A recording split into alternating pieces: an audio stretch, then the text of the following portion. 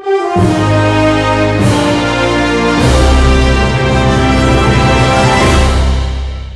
name's Macfie. I grew up in South Daytona, and I've loved to fish my whole life.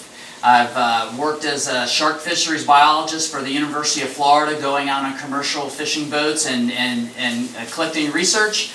And I've also worked on commercial fishing boats, and about 20 years ago I came into the Marine Science Center to see if the gift shop would purchase a shark identification poster I made, and they offered me a job. And so I've been there ever since. So, who were the first fishers in Florida? You know, most likely those were the Timucuan Indians. And we have some of this evidence in Ponce Inlet at Green Mound.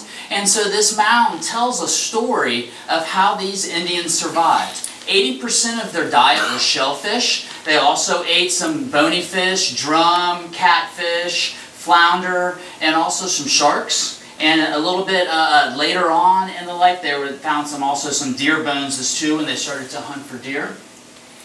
There was an archaeological investigation of Green Mound, and the first one was a botanist by the name of John Smart, and John Griffith after that came and excavated the site.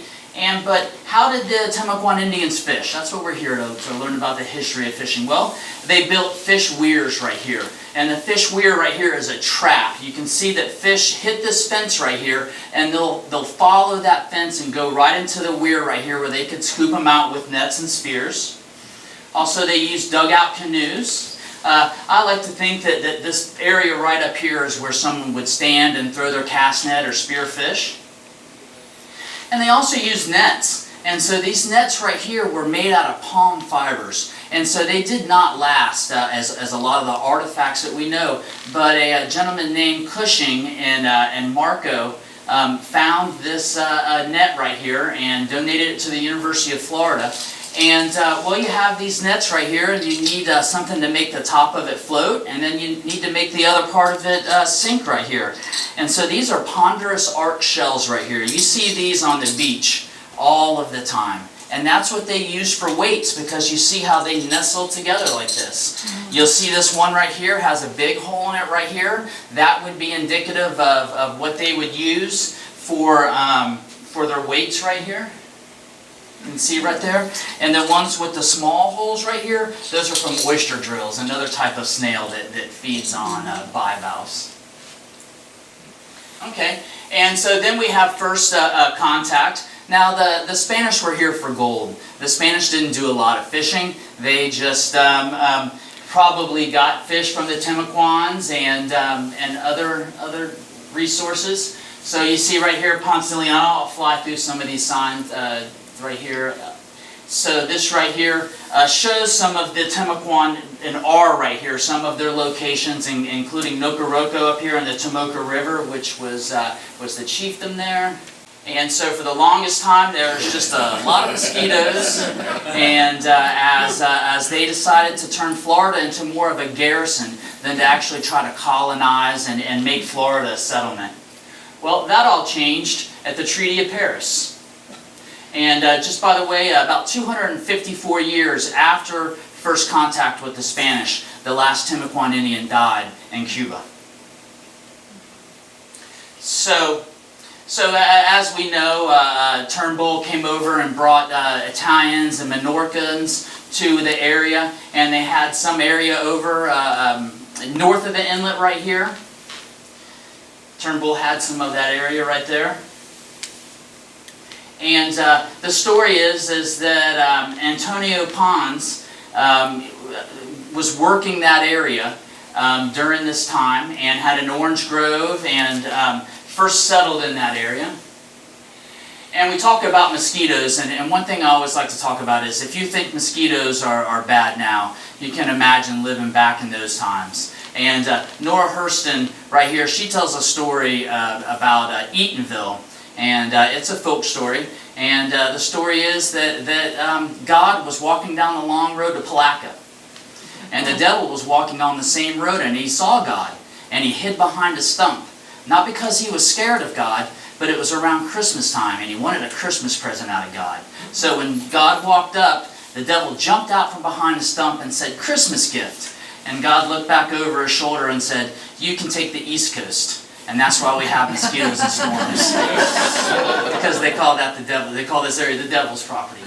So we have the Turnbull colony right here. Of course, it fails.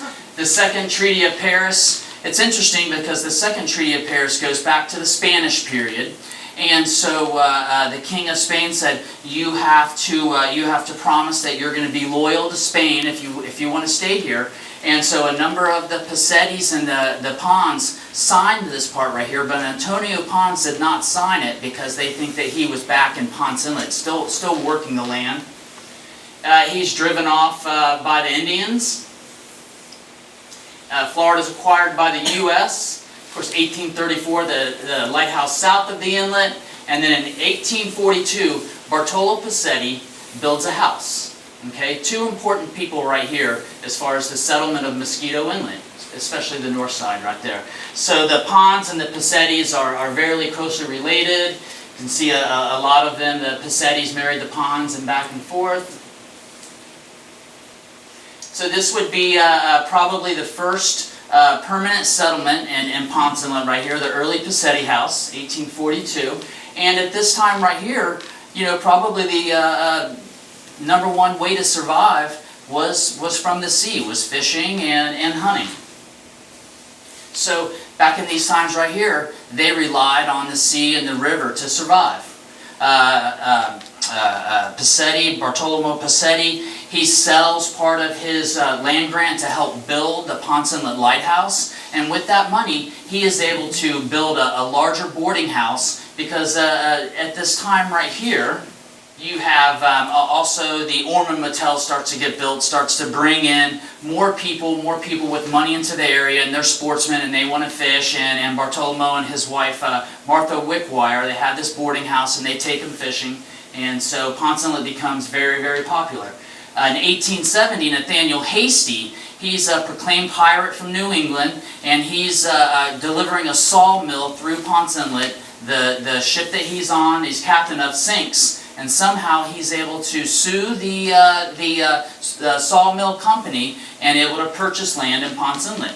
He creates the first post office right here, and also if you go to the lighthouse, Beach Street, that was one of the first streets. So before he carved Beach Street through the palmettos and the scrub, the only way to get to his post offices and his cottages were by sailboat. So that's why it's called Beach Street there. Okay. One of the gentlemen that he brought with him was Cocoa Bill Williams. Cocoa Bill Williams was born a slave, and Nathaniel and Elizabeth Hasty brought him to Ponce Inlet as a freed man. And so he was a handyman and helped around the area right here. He did some fishing and is a fishing guide. But he saved one of these two kids right here, one of the Stone boys, George Stone, that had fallen over and been impaled on a nail on a dock. And he jumped overboard and helped to save George. When Nathaniel and Elizabeth Hasty died, Cocoa Bill Williams right here started to work for the Stones. There's the Hasty College Ponce Inlet. Like I said, the Ormond Hotel, that tourism really starts to create an industry in Ponce Inlet. Here's a couple of books right here that really helped to bring me back into time in the 1890s and the early 1900s. They describe a lot of the fishing in this area. One of the stories is that, you can imagine now the mullet run that you see in the area right here. Well, back in those days, there were so many mullet, they would stretch from shore to shore.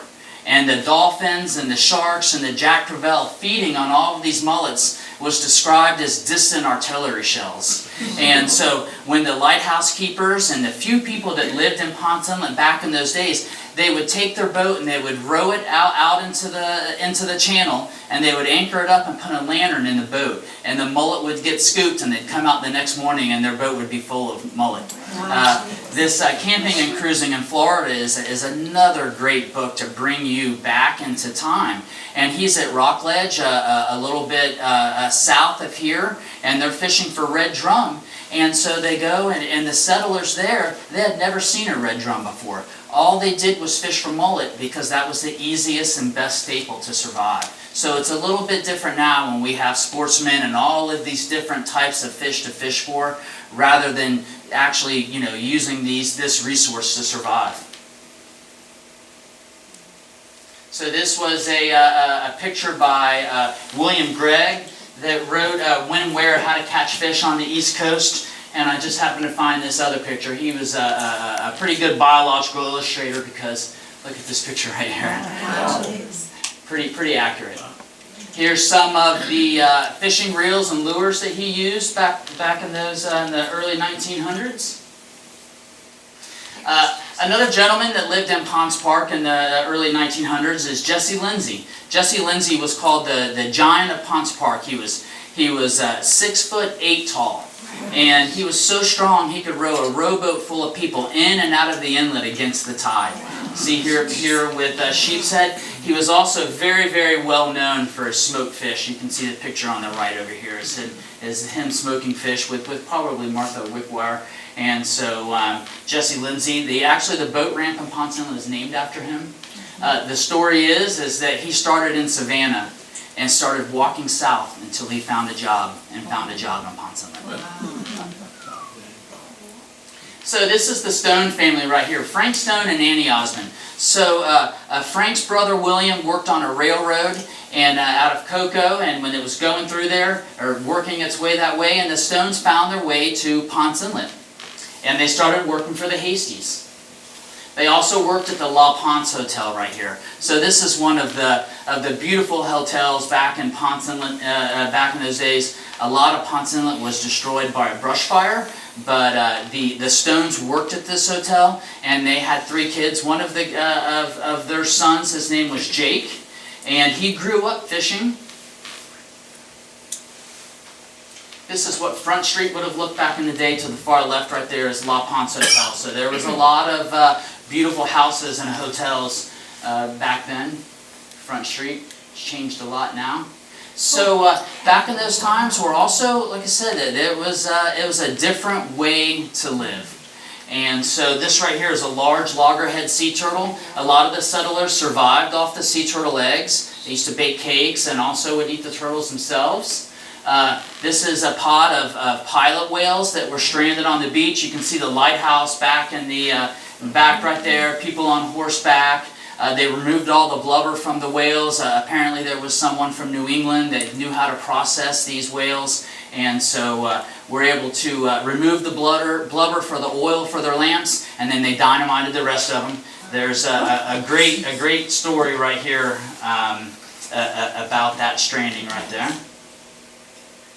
And so here's a car full of redfish right here. And you'll see back in the back there's a place called Gene Johnson's Sporting Goods. Gene Johnson, this was probably around Main Street and Beach Street. Okay, another picture right here. Plenty of pictures that I've found where back in those days it wasn't just fish that they were capturing, it was also marine mammals that they would survive off of.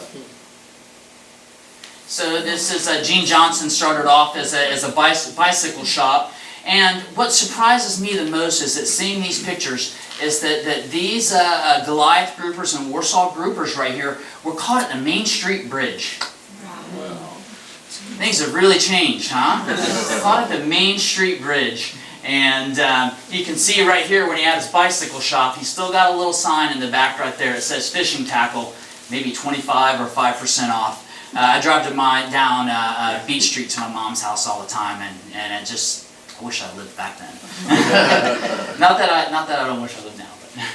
So the fleet and the families. So now we're starting to see where more and more people are coming to Ponce Inlet. There's 2 roads now. There's A1A and there's Peninsula. This right here is the Timmins Fish Camp around the 1950s. So back to Jake Stone. So Jake Stone, he fishes and he turns 18, and before he gets his captain's license, he needs to make some money. So he boards this ship right here to haul lumber up north. Okay, and he gets caught in a terrible storm. And the only thing that kept that ship afloat was the lumber on board. Okay, this was not during his trip, but the Nomus is the ship that he's on. It wrecked in Ocracoke a couple of years later, may have been cursed. But with most fishermen that love to fish, he decided when he was on the ship he was going to fish there too. So he was hand lining and caught a 70-pound mahi-mahi. He's hand lining it to the boat, and a huge mako shark comes up and devours everything but the head of the fish he caught. So that'll come into play shortly here. So back in those days, a lot of the fishermen would go down south and fish during the winter and then come back up to Daytona Beach and fish in the summer. He was very good at catching sailfish, so he brought his tactics of catching sailfish from down south to Daytona Beach. You can see another large grouper. They're offloading here. So he gets his first boat, and what does he call it? He calls it the Mako. So he starts fishing it in a harbor right here, and so he starts taking people out fishing, charter fishing. Some of the pictures right here. This is 1968, a little bit later in his career right here. He's the gentleman standing up to the far right there. So you see some cobia, some amberjack, a lot of red snapper here. Here's another, looks like a Warsaw grouper coming off the Mako right there. And he was also called the Dean of the Skippers because he taught so many of his mates and the younger fishermen about the proper ways to be a captain and also fishing as well. So he was a big mentor to a lot of the fishermen and Ponce Inlet right here. Now we have the Timmins family. So we talked about the Stones. And to the right here is Valda Stone, which was Jake's sister. Okay, so back in those days, there was 40 or 50 people that lived in Ponce Inlet, and maybe 40 or 50 families here. But back in the day, there wasn't a lot of people that lived in Ponce Inlet. So the Timmins, they bought the fish camp from the Stones and from. So this is the Timmins fish camp right here. You can see that their porch right here is probably all made out of driftwood. Okay, and so here's the kids that they have right here. Mary Sue, Margaret, Frank, Marilyn, and Ann. All of them love to fish. So right there, so this is, this right here is Frank Timmins right here, and over there is part of the Stone family. It was Jake's sister over there, Phyllis. So Frank Timmins, he goes on to run the Miss Juanita right here. And so then he decides that he's going to build his own boat. Okay, so he goes to Fernandino Beach and he builds a much larger boat. And he builds this boat so he can take out more people fishing than just 6 people. So they call that a head boat. Okay, before that they would call them 6-pack charters. They were only supposed to take out 6 paying customers. So he takes out and he builds this boat called the Mary Ann. Okay, so here's one of the publicity postcards for the Mary Ann right here, and you look that it's outfitted with the top technology, okay? It has a fish finder, it has a Loran. All of the fishermen before this technology, they would use lead weights to measure how deep it was and dead reckoning to find out where their spots were. So you have to be a pretty good captain to be able to correlate or to correct for the tides and the winds and still be able to go and find your spots. So here you go with the state-of-the-art bottom machine right here. So Frank Timmins there. So here's some more pictures right here. This picture right here was 1,700 pounds of grouper and snapper and cobia. See all the fish on the deck right there as well. 1975. Another picture from the Mary Ann right here. You see Frank's two kids down here, Frank Jr. and Jackie right here. There they are. Okay. And also the Timmins family, they go to build down the hatch. First it was the Hatch Pub, where they just served alcohol, and then apparently one day someone said, hey, how about a fish sandwich? And they created a restaurant. But most importantly, back in these days is when Ponce Inlet was first starting to think about becoming a town. So this became a place, a political place where they could go and talk about if they were going to be annexed into Daytona Beach shores or they were going to start their own town. Captain Myers was a lighthouse keeper, and he had 3 beautiful daughters that all liked to fish, and they helped take care of the store. So here we go, Redwood Wharton and Inlet Harbor, okay? So if the Wharton name sounds familiar, yep, it's the Wharton School of Business at the University of Pennsylvania. That was his grandfather. And so Redwood Wharton and his father, they moved down to Florida. They live around Main Street, okay? And I think Redwood Wharton was born in 1917. And so Catherine Wharton is still alive. She said that he walked across the Main Street Bridge every day to go to school. He fished on the way over, and he fished on the way back. He loved to fish. Okay, but then he went to college at the University of Florida and studied journalism, and then his father died when he was at the University of Florida, and he had a decision to make. He was already lined up to be the curator at Marine Studios over here in St. Augustine, where Marine Land is now. Or he was going to develop his dad's property in Ponce Inlet to make a fishing camp. In between there, he creates the Angler's Handbook, a guide on fishing in this area right here. You can see right here in 1940 is an aerial view where he's starting to build his fishing camp, and then he gets shipped off to World War II. So he's going over to Washington. He's on a Coast Guard vessel. He's going through the Panama Canal. Not supposed to, but what is he doing? He's fishing. And so he catches a big fish off the back of the Coast Guard vessel, and so he gets in a little bit of trouble, but he gives the fish to the captain, and so everything gets blown over. You see the common theme here? Yes. And so he gets back. Luckily, as soon as he gets over to Washington, the war ends. He comes back to Ponce Inlet. He builds his boat, the Gay Wind, and starts to run Inlet Harbor. Now, Inlet Harbor would be another place where the large fleet of fishing boats were. Commercial fishing boats, head boats, six-pack boats. When I was a little kid growing up, my best friend at the time, Charlie Locke, his dad was George Locke. He ran the Little Dolphin, and so during the summer we would go with him in the morning, and we would fish the docks all day and wait for his dad to come back, and so that was some great times there. So, but remember what we talked about, Redwood Wharton. He was going to be a curator for Marine Land. Well, he still loved large aquariums. He still loved marine life. So what does he do when he builds Inlet Harbor? He builds this big fishing pond right over here. So you see the seawall right there? So those fish, he would bring them in, and it had water flow to it. He would bring them in, and he would stock this fishing pond. He would rent people cane poles. They would fish in it. There were sea turtles in there. There were sharks. There were big groupers. All kinds of fish that he would stock in there. When I would go down there with Charlie, and the security guard wasn't looking, we'd go to the seawall and we would fish in there, and so then we'd get kicked out. But those were some pretty good times there.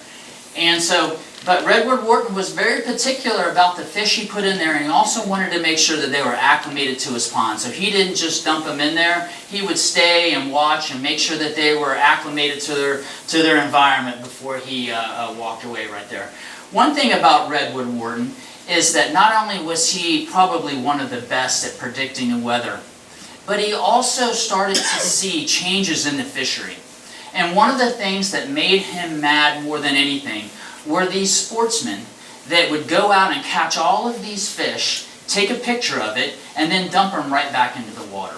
And so he called them meat hogs. And he was maybe one of the first to kind of predict this decline in the fishery of the area. He knew all of those people in Ponce Inlet and New Smyrna and this area right here that depended on the sea. And he saw that as a time to educate people about not to be wasteful. A lot of times people would say, oh, it's an amberjack, it's not good to eat. And he would try to convince them that it's very good table fare. That amberjack and mackerels are good to eat. So he was very, very concerned about the fisheries.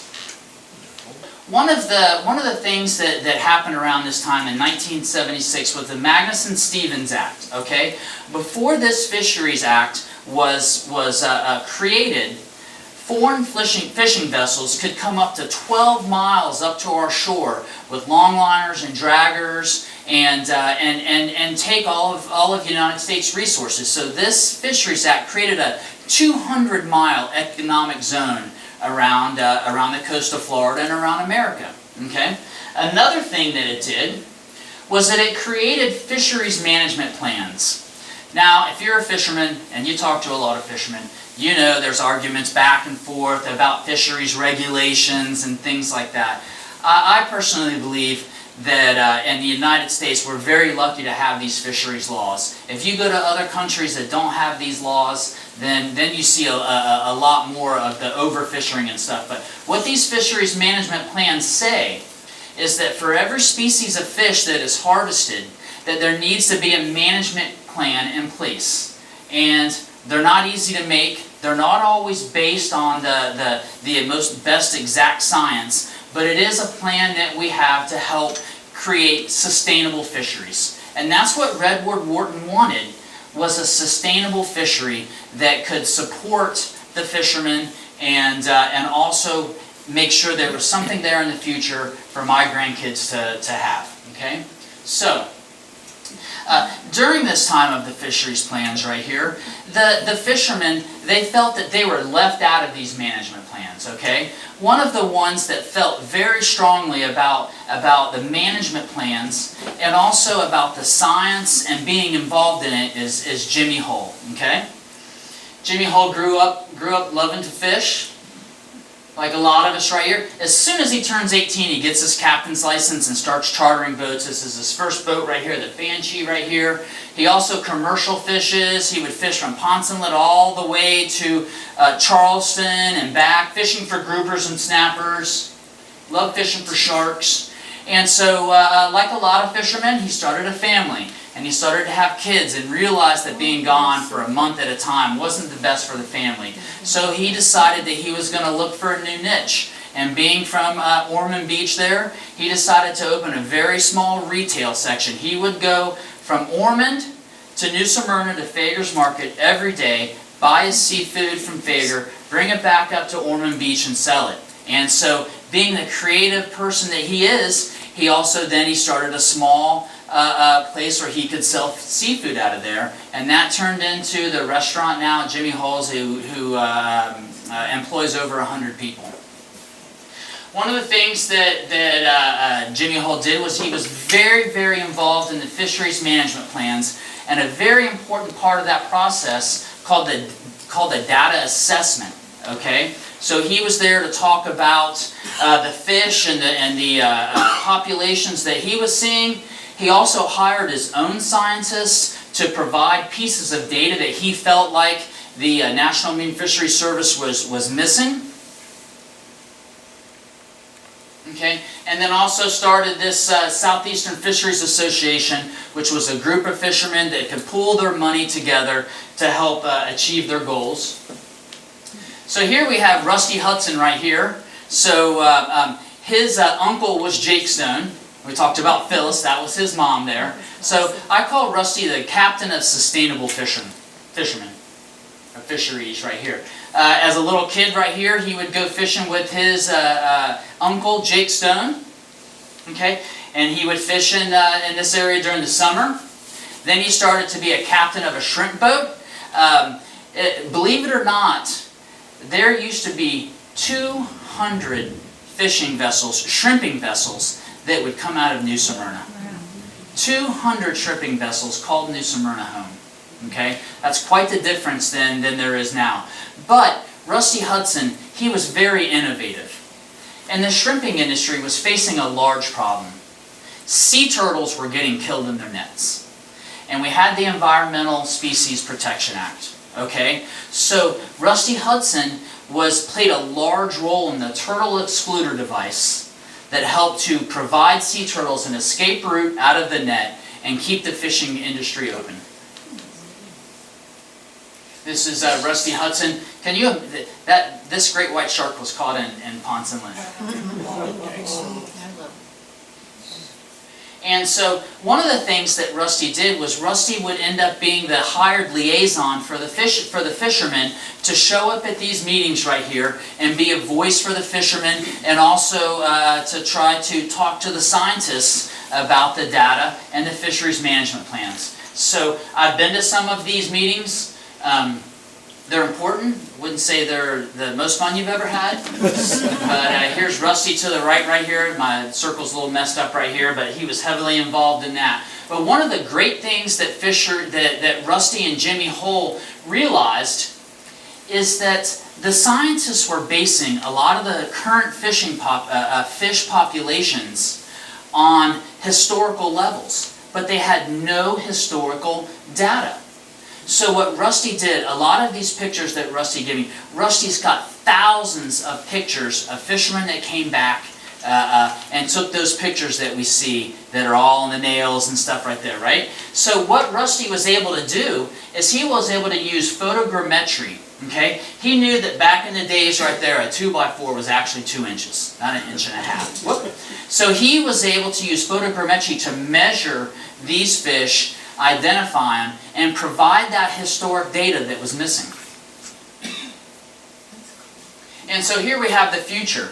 And Ponce Inlet right now, there's one headboat. So we've seen a lot of these pictures, and we probably know about a lot of the fishermen that came out of Ponce Inlet in New Smyrna. And now Ponce Inlet has one headboat. That's called the Sea Spirit. Nick Stevens and his wife run the Sea Spirit. Nick Stevens was a mate on the boat for a long time and purchased the boat and is now the captain. And now he is the future of that voice of the fisherman, and a voice where he can begin to talk to people about the fishing populations and the issues that we're seeing. One of the things that Nick talks about a lot, and I think fishery science is starting to realize this, is that when you look at a reef complex, we've all know about coral reefs and the high biodiversity of these reefs. Well, a lot of times what managers do is they manage those species by species. Red snapper is a great example. Sharks are a great example. Okay? So when you take the fishing pressure off of red snapper, and you know that red snapper is a very aggressive predator, a very effective predator, well, it starts to have an impact on the other species that live on the reef. Okay? Same thing with sharks. A lot of the fishermen now say they see more sharks than ever now that they've been protected for about 20 years. Okay? And so that's one of the things that Nick Stevens is pushing for personally, is to get fishery scientists to look at that reef complex as a whole. And also in the future, I hope we all know how important the Indian River Lagoon is to the fisheries and to our environment. Okay? 60% of our recreational and commercially important fishes spend the beginning of their life in the Indian River Lagoon. Okay, 60%. Okay, 80% of all of the fish inshore and offshore depend on the Indian River Lagoon as juveniles. Okay, so I try to keep things simple, and that is, if you can't get a larval fish to an adult, you're having a really bad time. And the seagrass that we have in the Indian River Lagoon is the habitat that is protected and fed all sizes of fish, crabs, shrimp, all of these critters. The seagrasses is what they depend on for survival. Okay? And we've lost up to 90 to 100% of seagrasses in the Indian River Lagoon. When I was a little kid growing up in the Indian River Lagoon, fishing with my dad, flounder gigging and shrimping, it was no problem to see flounder 6 foot under the water on the bottom. And I know that that's changed now. You can see a lot of these adult groupers, they spawn offshore. Those larvae are pushed inshore to the estuaries and survive in the seagrasses, oyster beds, all of those critical habitats. So seagrass right here. This is a healthy seagrass bed. This reminds me of when I was a kid with my dad. And if you got out of the channel and into the seagrass beds, there was no possible way you were going to drive your boat through it. It got all up into the propeller and cavitated, and so you just have to pull through it all until you got to some holes where you could fish. Clear water. You have to remember, seagrass is a plant. Needs clear water to survive. And this is what we're experiencing now. Okay, when we've lost those seagrasses, any kind of input into the Indian River Lagoon is gobbled up now. Instead of seagrasses taking all of that nitrogen and phosphorus and growing, it's gobbled up now by single cell algae, brown algae, and harmful algae. Okay, so that's most of it, but can't have this presentation with talking about how important the wives were to all of these fishermen. So you can imagine being the wife of a fisherman, gone for weeks, leaving early in the morning, coming home late at night from fishing, smelling like fish. So here's some of the wives right here. Here's Annie Stone. Here's Valda Stone Timmons right here. Here's Ellen Davis right here fishing with Jimmy Hull. There's the Hull family. Here's Rusty and Sandra Hudson right here. Here's the Nelson family right here. Nelson family was good friends with the Stones. Frank and Mary Ann Timmons right here. Remember the Mary Ann? That was named after her. Haley and Mason Stevens. And my wife for putting up with me. That's it.